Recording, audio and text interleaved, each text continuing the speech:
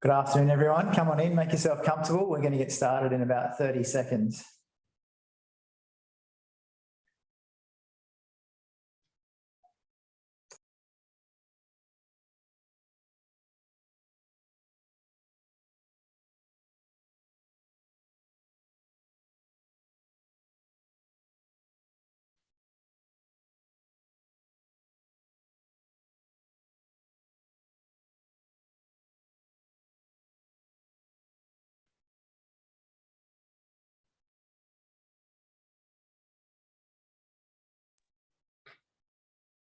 Hi, everybody. We'll just kick off in about 10 seconds, so make yourself comfortable and then we'll get going.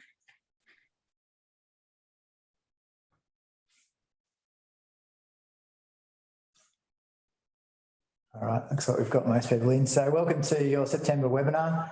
My name is Jeff Thurrock. I'm a director of Evalesco and AAN, and I will be your host for today. So I'm really excited to be joined by our two expert guests today from Lazard Asset Management. So sitting next to me here is Dan Kelly, who's a BDM, Business Development Manager for Lazard. So hi, Dan. Thanks, Jeff. Thanks for having me. And at home is Warryn Robertson, who's Portfolio Manager and Analyst with Lazard Asset Management.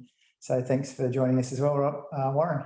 Good to be here, Jeff. So we've got a lot to talk to today around navigating a challenging global environment, and Warryn and his team, along with Dan, have done a great job in recent times navigating those challenging environments.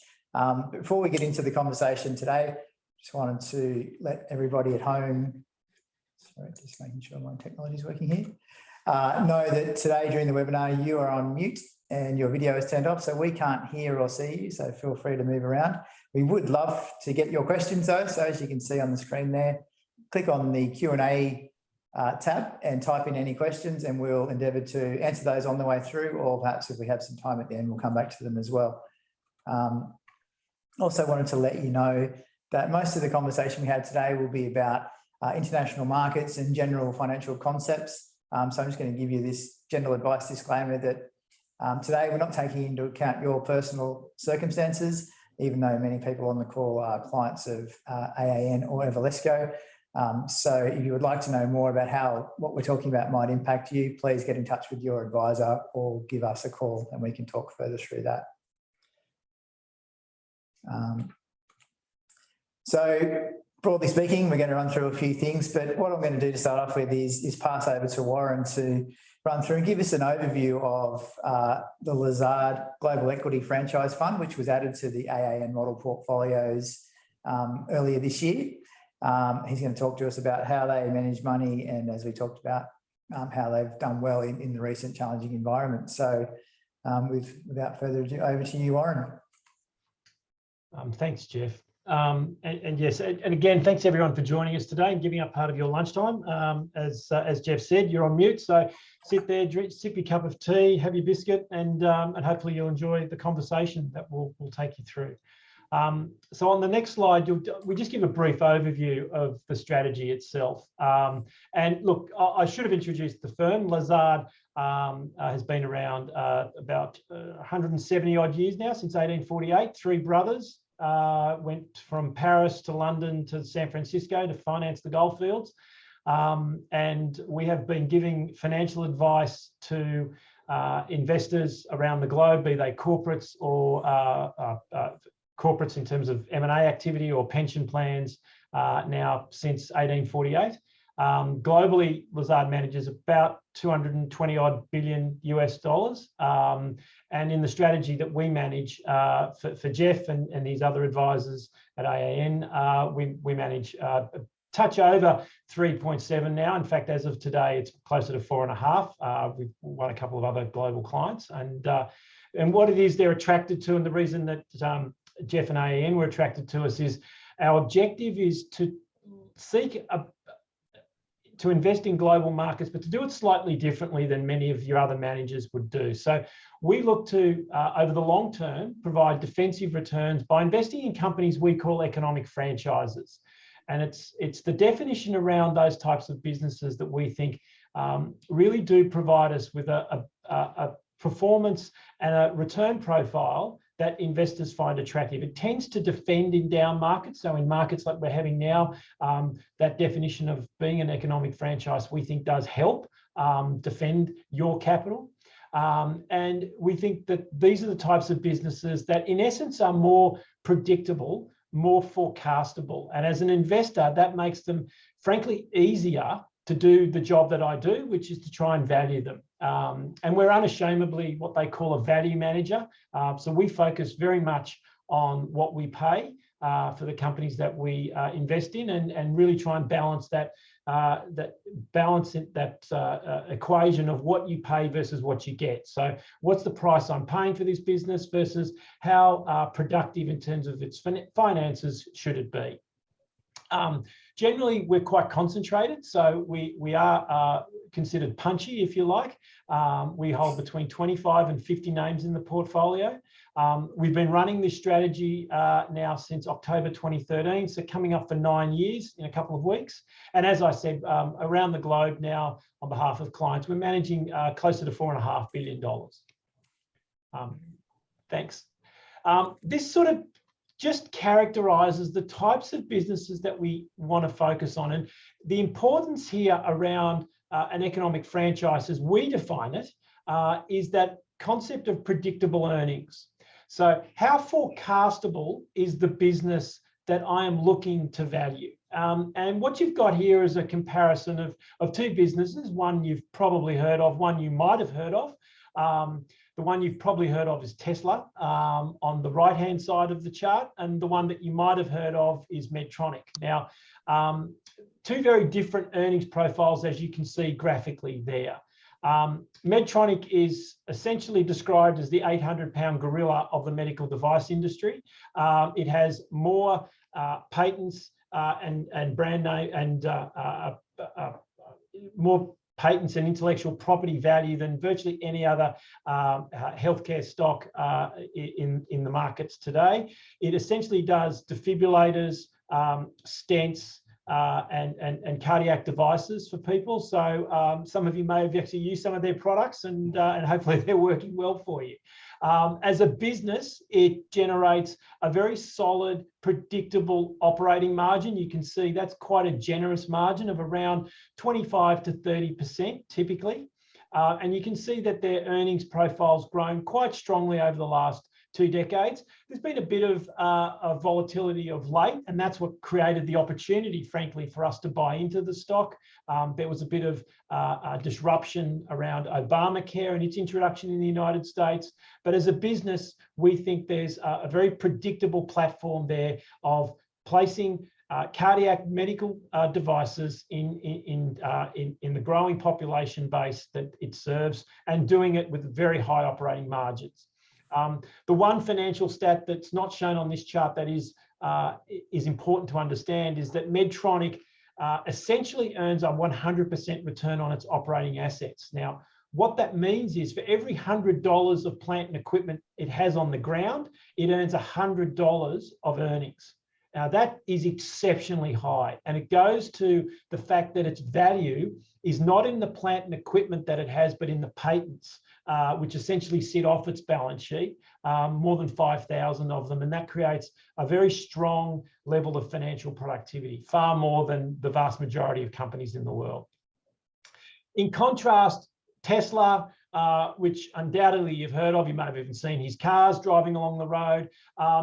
But as a business, though, what you can see is over its history, it's had a much more checkered past. It's lost more money than it's earned in the past. Its margins essentially followed that. So you've seen you've essentially been selling $100 of sales and earning less than $100. Sorry, costs have been more than $100. So it's a very patchy business. Now, it doesn't mean that it's not a good business, but it's just a much more difficult business to come up with a valuation of. You've really got to try and believe in the myth and the magic that is Elon Musk around valuing Tesla. And so for us, that's an investment problem that we think is best left for other people that are prepared to take on that risk, prepared to make those far more adventurous, if you want, predictions. We're more focused on companies like Medtronic that have an established operating base, an established business that produces very robust margins and earnings. And so I think it's a nice comparison to tell you the difference between the two types of businesses, the ones that we will invest in like Medtronic and the ones that we don't even consider for investment, such as Tesla.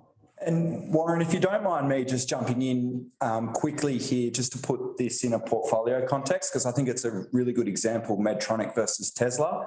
As you mentioned, what you pay is pretty important. And from a value investor's perspective, we typically like to buy companies that are trading below what the market says their value is today. From a growth perspective, this is a growth investor's view of the world.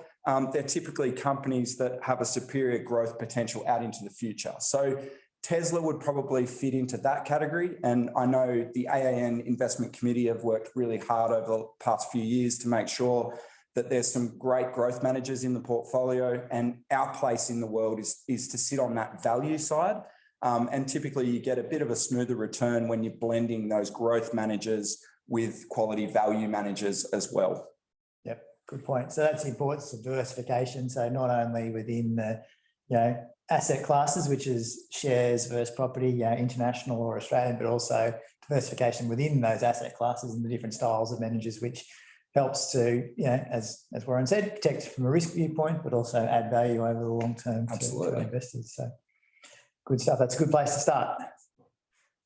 And what we tend to find is that the companies that sit within our economic franchise universe fall into 5 buckets. Now, some companies may actually tick more than one of these buckets, and may be considered, companies that essentially have 2 sources of economic franchise, but they all typically have at least one. And so what they are companies such as infrastructure stocks or natural monopolies, businesses like National Grid, which operates the transmission, the big poles and wires, and the distribution network, the ones that come to your house in the United Kingdom.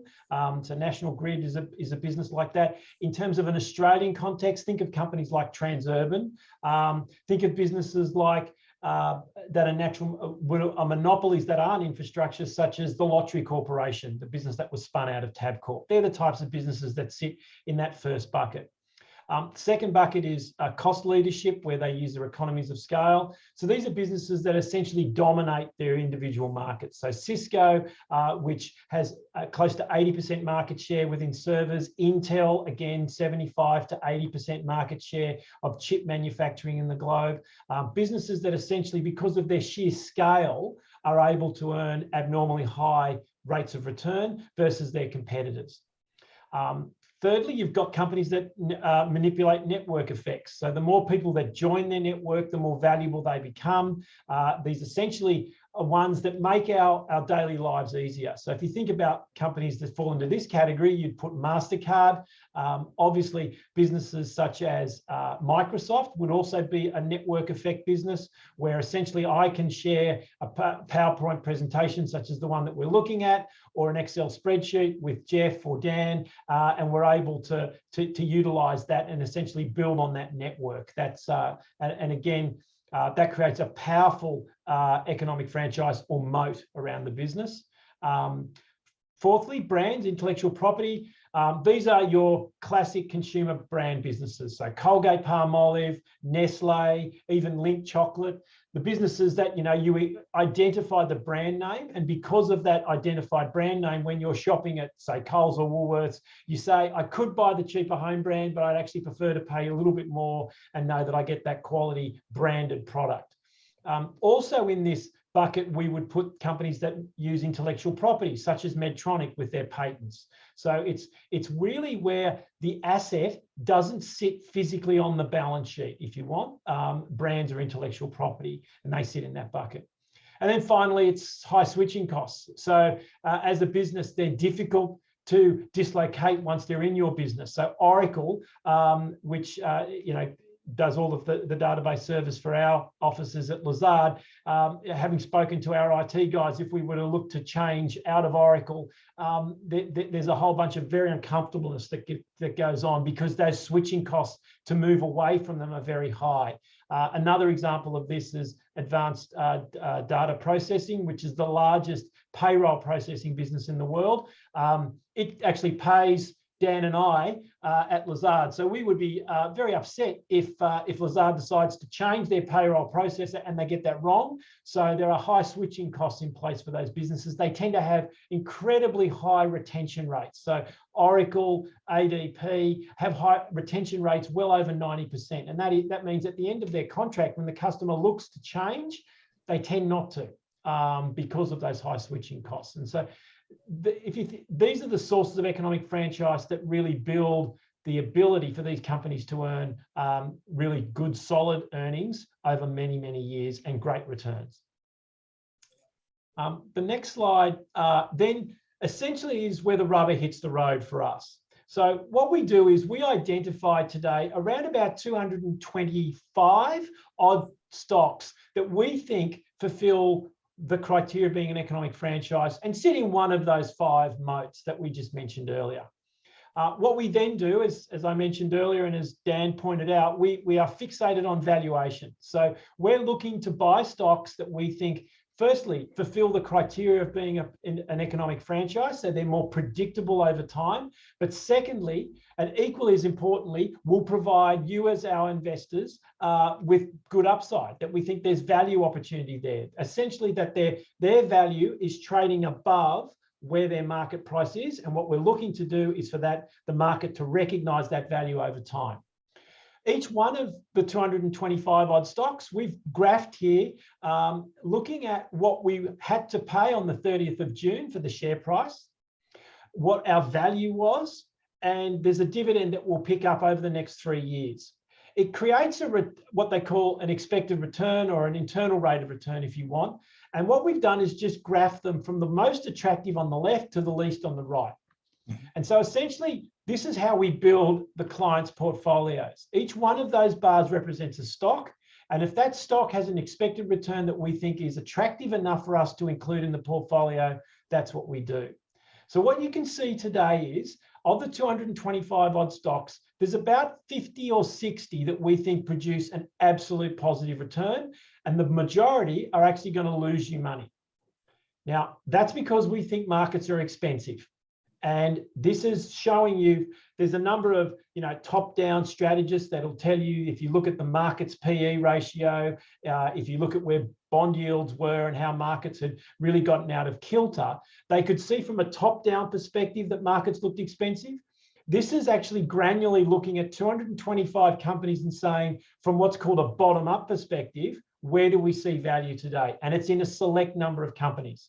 So that's why the portfolio that we run for AAN has only 26 stocks in it today. Because if you look at that chart, you can see there's about 26 odd stocks that produce a 10% per annum return or higher.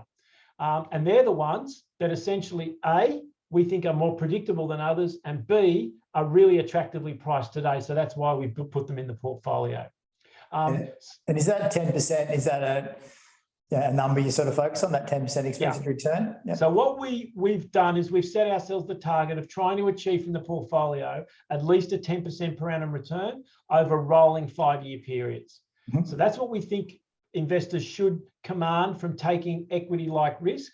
And that's where we think they should sit today. So in a normal investment market, Jeff, we would say, if you're going to buy equities, you want a 10% per annum return. If you're going to invest in cash, you're going to want a 3% return, bonds about 5 to 6, and as I said, equities 10. And so that's in terms of what we would describe as a normal capital markets line and what the returns we would think you would want from normal investments in those type of asset classes. The reality is you haven't been able to get 3% in cash, still can't today. You haven't been able to get 6% out of bonds. And if you just invested in normal equities, we didn't think you were going to get 10% either. So you've got to be really selective about achieving that sort of end result, and also understand that markets had been, in our opinion, stretched for some time now. And we're seeing what is a scenario that we thought would play out at the moment with the volatility that we're seeing today. Okay. And this is a really nice, with the nice pretty colours on there to sort of look at the different sectors. And how much of impact does that have? Not the colour specifically, but which sectors they're investing in on, what you're looking at. Look, it's a really good question, Jeff, and it's a good point to make. So these are coloured here by what they call GIC sectors. It's, the MSCI, which is one of the big indices around the world, categorises companies in these sectors, and we use this as a way of illustrating diversification in the portfolio. What you can see is stocks that are considered consumer discretionary, we think are attractive today. If I tell you that one of them is IGT, which is a lottery concession business, very similar to the Lottery Corp, it's kind of not the same business as Coach Handbags, which is now called Tapestry, which is the number 2 business, but they're lumped into the same bucket. Yeah. What we don't own, and what we, because of around the volatility in terms of earnings, so we won't own miners in this portfolio, so you'll never see BHP or Rio. We won't own oil stocks, so you'll never see Shell, BP globally, or even Woodside domestically. You won't see in this portfolio a lot of banks or insurers. So it will be typically the financials that we may invest in would be more like the ASX, where they have a monopoly on the trading of shares on the exchange. But we don't invest in even, we won't even consider for investment even the major banks of Australia, even with their dominant market positions here. The reason is we think that in the long run, bad debt provisions and credit growth is really hard to predict. And outside of Australia, banking is a far more competitive business. And so returns not only are more volatile, but actually are below what you would want to have in terms of the types of assets that we look at. So it is really selective. I mean, there are 5,000 odd stocks in the MSCI World Index, and only 220 odd of them make it into this very select group of companies that we will invest in. Yeah, great. Thanks for that. So to give you some examples of stocks that we have invested in and have made money out of and may in fact own still today, I'll just run through some names. H&R Block is the number 1 tax agent in the world. It actually prepares 1 in 6 tax returns in the United States. It has a cohort of very sticky customers, what they call assisted.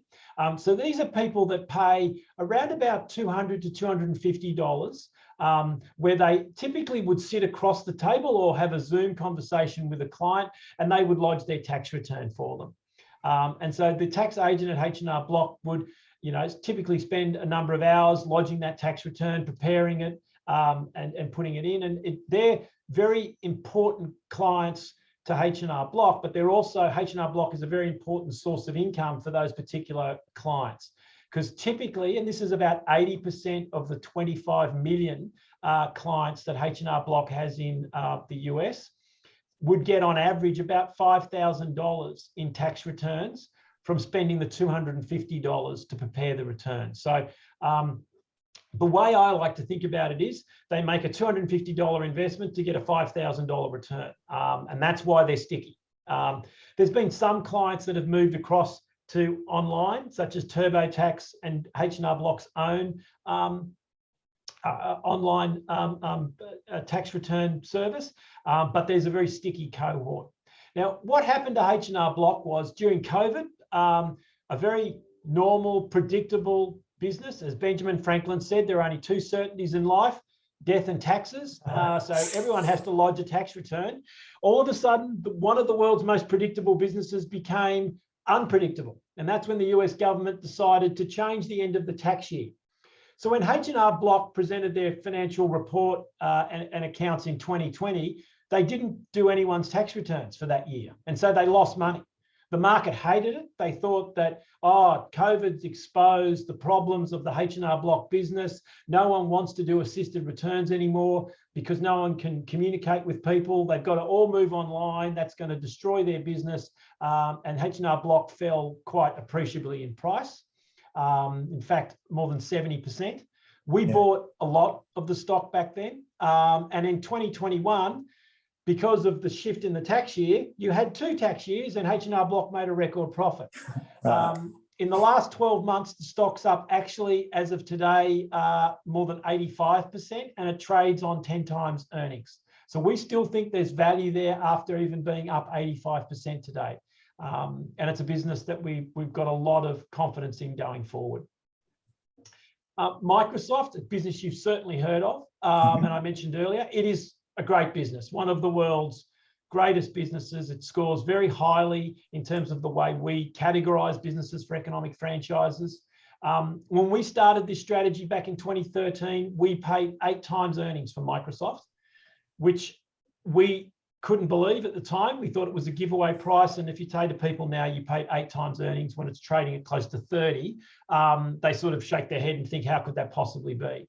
Yeah. The market was overly concerned with the PC market. Essentially, Apple had come out with the new iPhone, the iPad, and everyone thought we were going to be giving up PCs. We took a bit more of a longer term view on it and believed that the two could act together in combination. And they had a small little thing called the cloud that they were, hopefully going to make some money out of. Mm-hmm.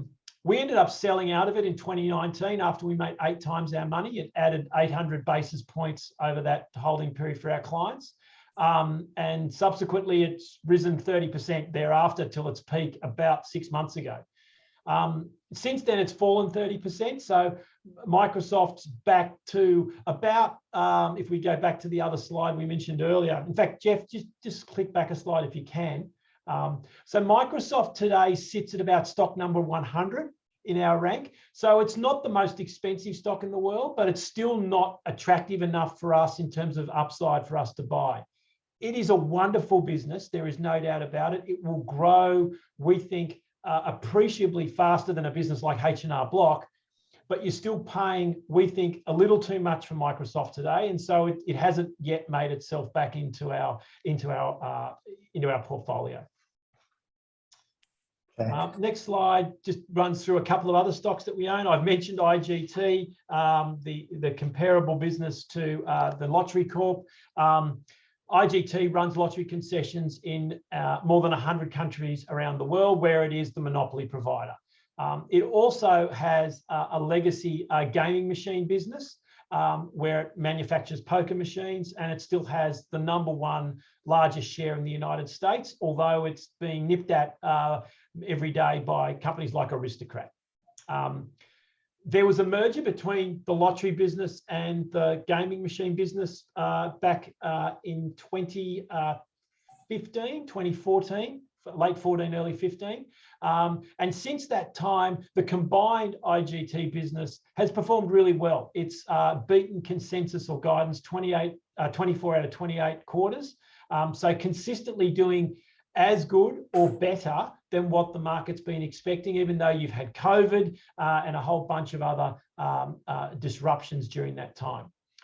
Today, stock trades on less than 7 times EBITDA. And this is really where it comes down to us saying, well, what am I paying versus what am I getting? I'm getting a business that in essence is similar to the Lottery Corp, similar to Aristocrat. Possibly Aristocrat's got better gaming machines and grows, it has grown faster. But it's very similar to the Lottery Corp that both trade on 13 times EBITDA. One of IGT's competitors, Scientific Games, which also did gaming machines and lotteries, sold out of their lottery business late last year, and they've got 12 times EBITDA. So you've had a number of trades that are for similar businesses trading on twice what IGT trades at, and that's why it sits at one of the most attractive stocks in our rank, and it's why we've got a very big position in IGT today. It makes up 6% of our portfolio. Okay. And then finally, Omicron, not to be confused with the COVID variant. So Omnicom, not Omicron, is the world's 2nd largest advertising agency. It's multi-channel, multi-market player. So it has a number of different brands, and you don't see the Omnicom brand. You see BDO and Clemenger brands in Australia that they own.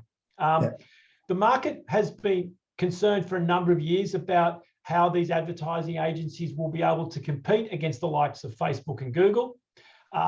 against some of the IT consulting firms which have been nipping at their heels. So businesses like KPMG and the old Anderson business, which is now called Accenture, doing sort of advertising type consulting businesses.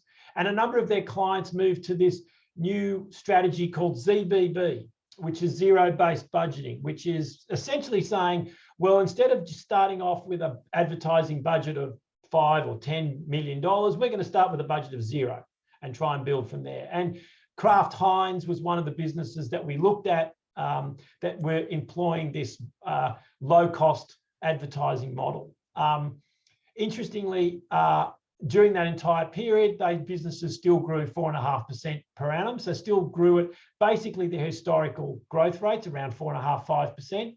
COVID did disrupt this business. We saw revenues down 5%, which was better than many businesses around the globe. And they were able to produce flat earnings during that time. So this is a stock that we think's had a number of bad news. We think it's coming through that. The recent guidance is that they'll go back to around 4.5–5% growth, this GDP plus style revenue growth that they talk about. And it trades on a very reasonable multiple of only 10 times earnings.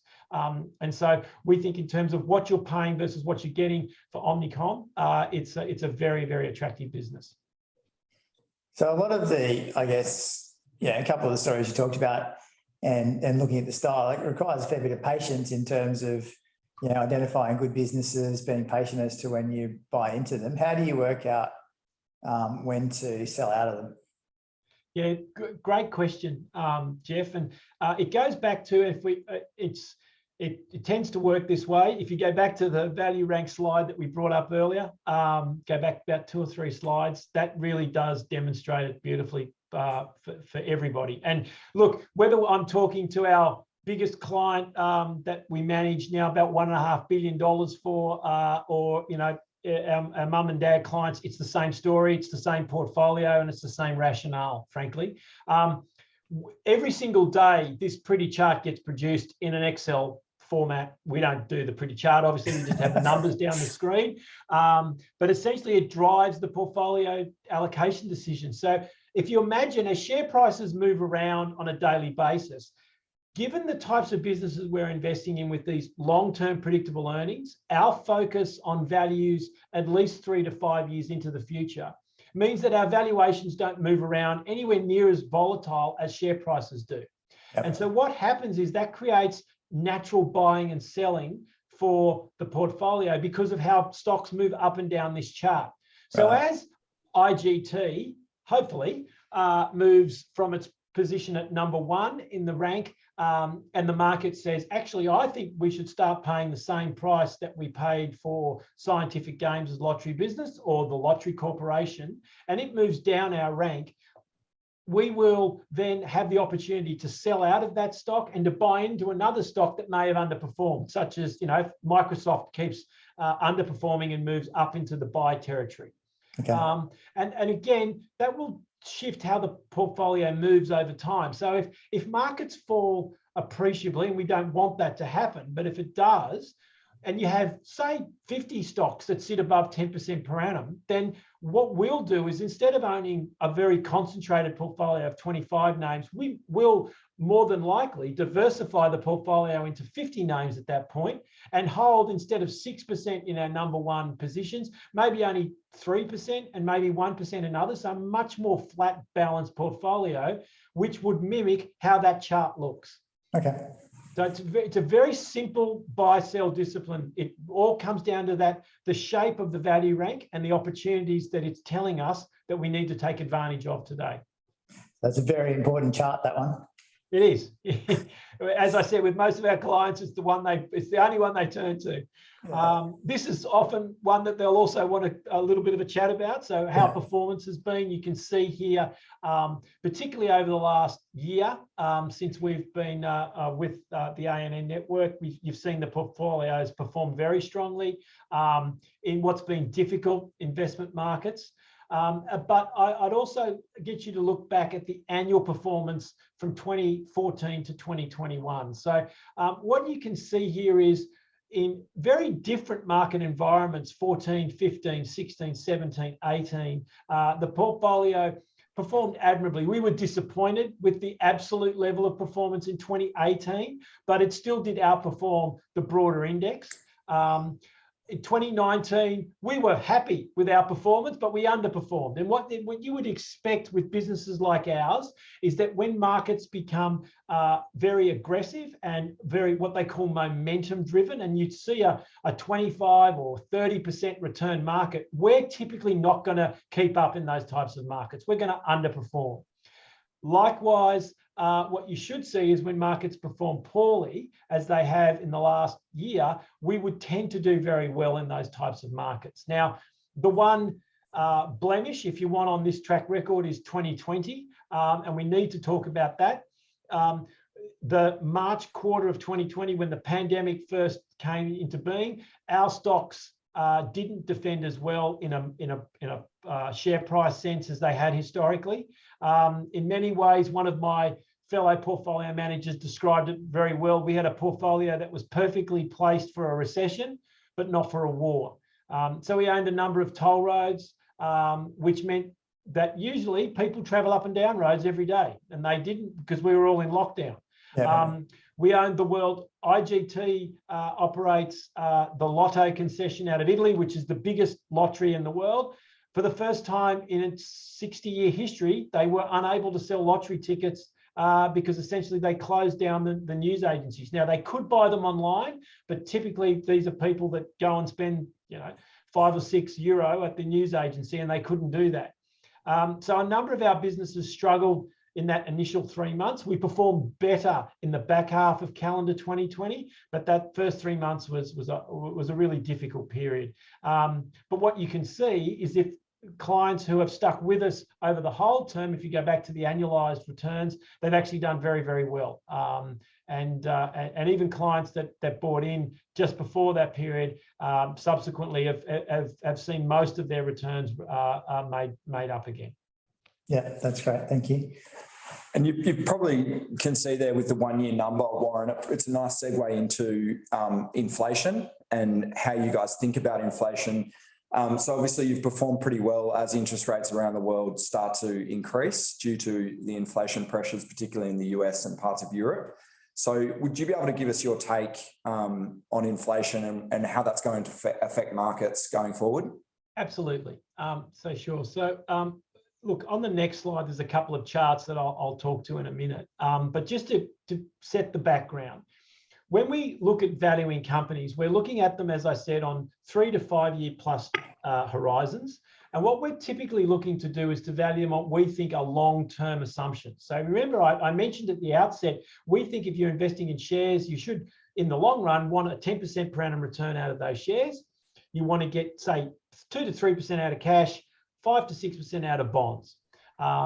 And essentially what we've done is when we value a company, we use that framework in our heads. So we've got long-term bond yields in the US for our US stocks at around 5%. In Australia, we believe that, long-term bond yield should be about 6%.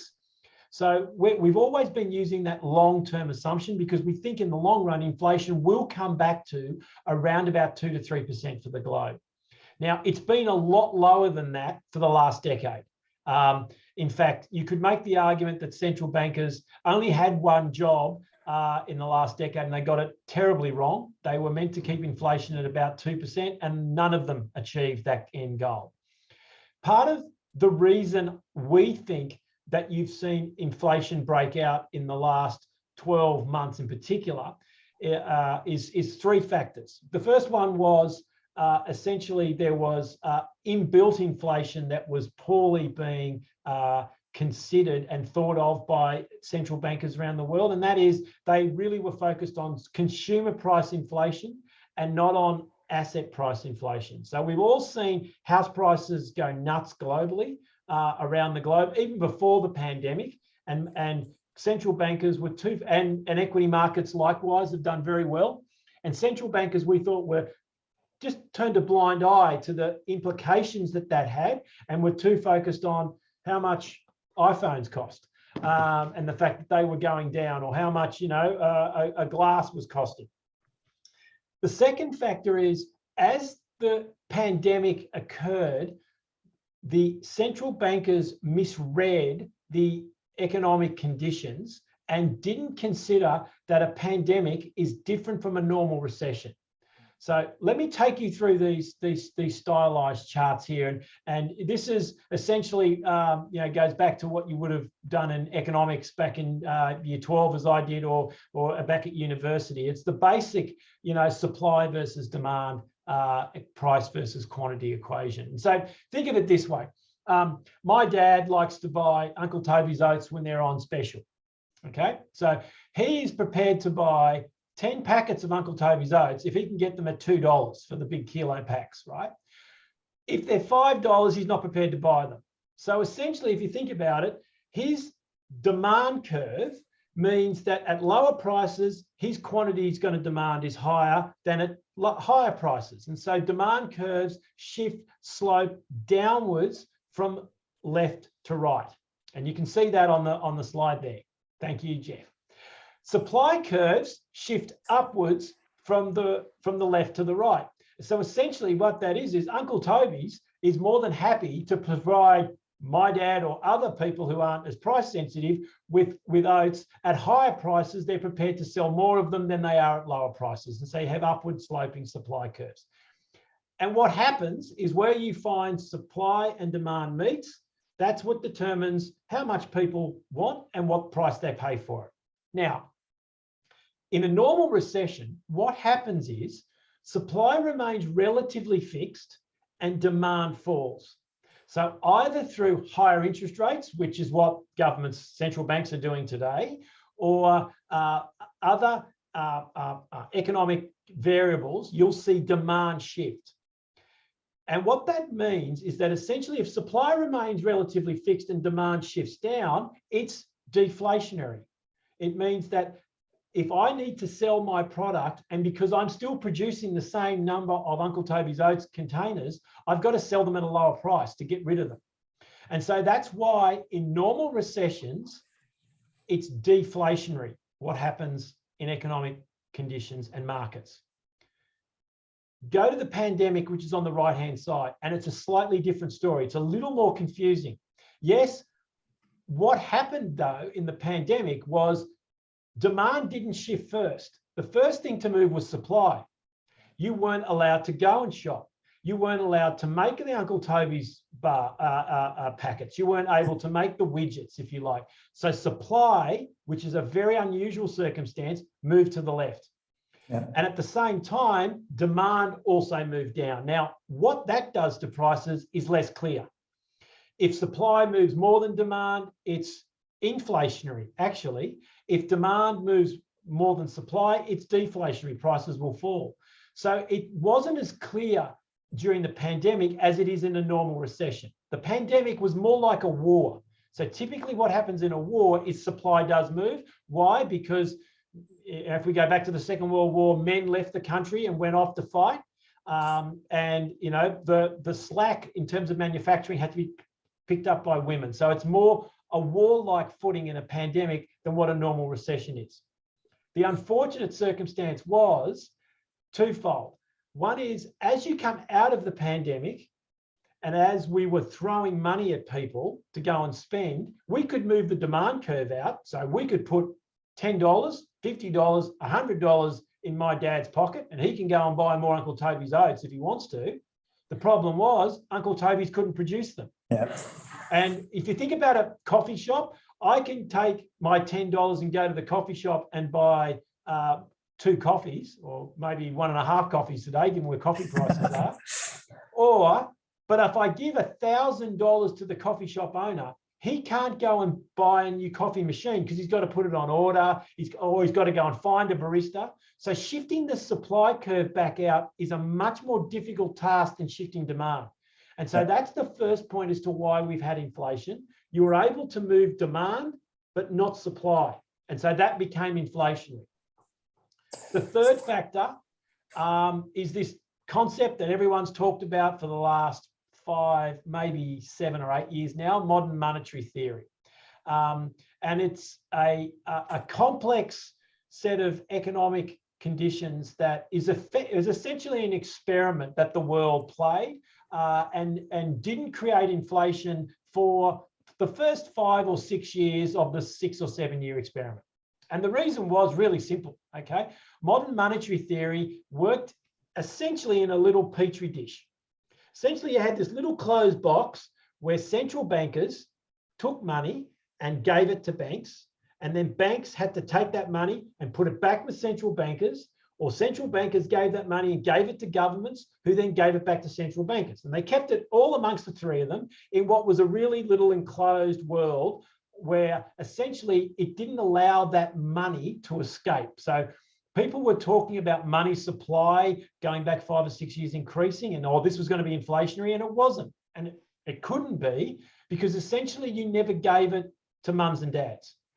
And there was a concept that Bernard Bernanke, who was the former Reserve Bank governor in the United States, the central bank governor of the United States, I should say. Sorry, Warren, just quickly, we've only got about a minute left. Okay. So if you just a quick summary of that. A real quick summary was what they did was they let the genie out of the bottle, and they let the experiment out of the central bank governments and banks. And they gave you and I, or more importantly, mums and dads in America, a lot of money.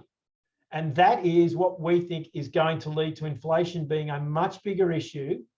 For the supply and demand constraints because of COVID, we think will probably take another 12 to 18 months. We think you're looking at maybe 3 to 5 years of inflation being higher than where people think it is.